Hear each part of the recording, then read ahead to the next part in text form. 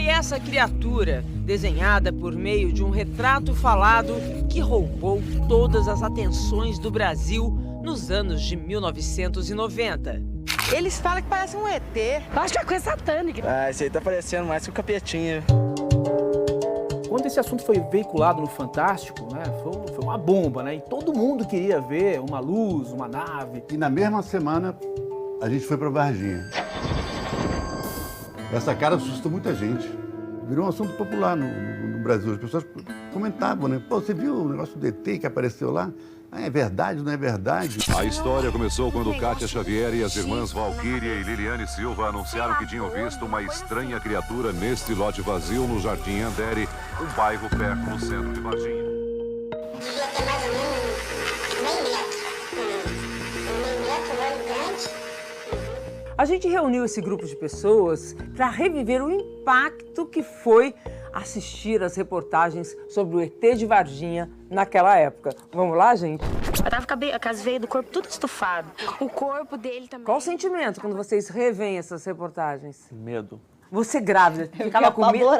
Eu tinha que, às vezes, ir ao quintal. Porque lá onde eu moro, no Maranhão, o banheiro era do lado de fora. Quanto mais cedo eu tomava banho para evitar, porque eu achava que eu ia ser abduzida. Eu sei que no Ceará, na época, né, os pais tinham medo de mandar as crianças sair, com medo de serem roubadas, levadas. Eles afirmam que várias pessoas da região viram objetos estranhos no céu dias antes do episódio das meninas. Chegaram, cadê? Onde está?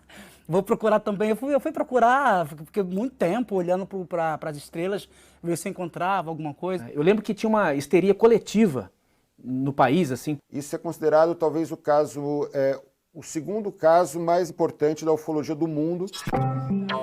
Os jornalistas Paulo Gonçalves e Ricardo Calil são os diretores do documentário O Mistério de Varginha. A gente vem trabalhando nisso há 1 ano, então eu tive que mudar para Varginha. Fiquei lá por 2 meses, conversando com as pessoas, sabendo das histórias, né? No documentário, a gente tem, por exemplo, alguns militares que em 30 anos nunca falaram desse assunto. Olha, eu lembro de ter visto 2 coisas que me marcaram muito na época que o assunto veio à tona, né? A primeira foi o próprio Fantástico, né? Aquela reportagem, a primeira reportagem que eu vi as 3 meninas e que apresentava o desenho do ET. Mas também foi muito marcante para mim na época o Cacete Planeta sobre o ET de Varginha. É impressionante, minha gente. O ET é realmente a figura mais popular aqui de Varginha. Eu sou local aqui, todo mundo me conhece. Isso aqui faz o melhor frango com quiabo de Varginha. E eu ficava um pouco, na época, assim, em dúvida entre essas 2 coisas, assim, né? Será que é motivo de preocupação, assim, que tem uma visita extraterrestre, ou será que é motivo de piada esse assunto, assim? Você já conseguiu chegar a uma conclusão hoje, 30 anos depois? Eu entendi que o assunto merece respeito, seriedade, cuidado, porque acreditando ou não no ET, aquelas pessoas são honestas. Elas estão falando a verdade, eu dou a minha palavra, porque elas não iam brincar com uma coisa tão séria desse jeito. Isso eu confirmo, 1000 vezes se for preciso. O documentário tem 3 episódios e começa neste terreno baldio, que até hoje existe em Varginha.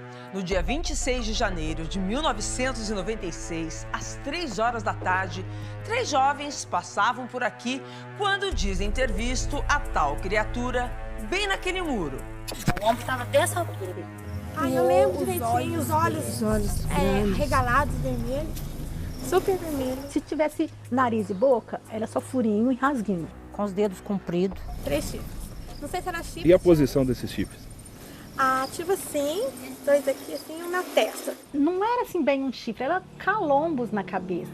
A série tem muitos arquivos inéditos, vários deles fornecidos pelo ufólogo Birajara Rodrigues, e eu gosto de destacar o primeiro depoimento em vídeo das 3 meninas. Esse depoimento foi colhido pelo Birajara apenas 3 dias depois da suposta aparição. A Valquíria tinha 14 anos, a Liliane, que é a irmã dela, tinha 16, e a Kátia, amiga delas, tinha 23 anos. Assim. E esse depoimento que ninguém viu até hoje, tem muito frescor. Porque passou um negócio no corpo que brilhava. Um óleo, parece que passou um óleo no corpo, brilhava. Todas falam a mesma coisa, todas falam com muita honestidade, muita emoção.